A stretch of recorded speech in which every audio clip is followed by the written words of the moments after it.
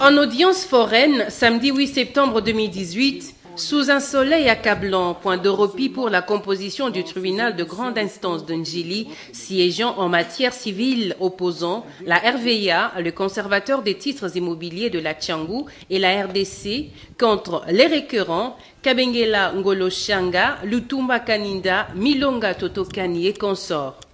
Pour cause, la revendication des récurrents sur les concessions immobilières et cessation des troubles des jouissances et d'empiètement ainsi que des dommages et intérêts.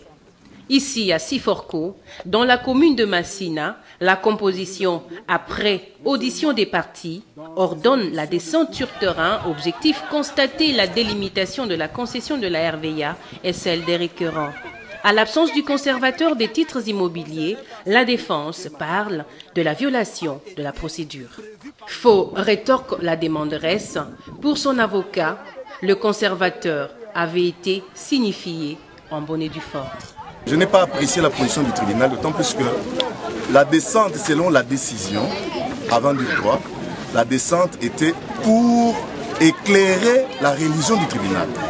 Or, le tribunal ne pouvait pas descendre sans la présence du conservateur qui est le technicien de terre. C'est lui qui gère les terres, c'est lui qui maîtrise les terres. Il fallait que le conservateur soit présent, muni du plan général de ces sites, pour dire cette partie appartient à telle, cette partie appartient à telle autre personne.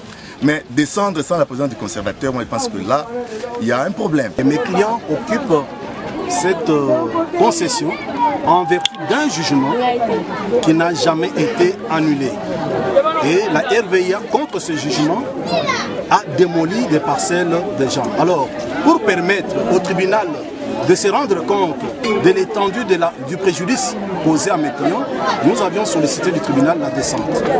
Le tribunal vient d'effectuer la descente et a constaté combien de maisons ont été détruites et combien, comme population, est sans abri. Et je pense qu'il est de la responsabilité de l'État congolais de donner des logements à tous ces gens. Mais ces gens se débrouillent, ne demandent rien à l'État congolais. Quoi de plus normal pour l'État, via le tribunal, de protéger ces gens en leur donnant un logement. A été jugé, cette descente s'est faite à défaut, c'est parce que la procédure indique que lorsqu'une partie a été régulièrement appelée et qu'elle s'abstient de comparaître, la procédure peut se poursuivre par défaut. De toutes les façons, aujourd'hui, on ne discutait pas de la validité des titres des uns et des autres. Aujourd'hui, c'est la constatation matérielle. Qu'est-ce qui a été fait sur terrain? Est-ce qu'il y a eu des maisons qui ont été démolies? Là, ce n'est pas le conservateur qui devrait dire cette maison a été démolie, telle autre n'a pas été démolie. Ça, c'est la vue du tribunal. Une descente ici, saluée par la population de Siforko. Pour avoir été délogées, ces familles ont vu leurs maisons détruites, n'ayant pas où aller. Quelques familles dorment à la belle étoile, d'autres encore ont fabriqué des maisons de fortuite avec des débris de briques pour y résider et sont ainsi exposés à toutes sortes d'intempéries.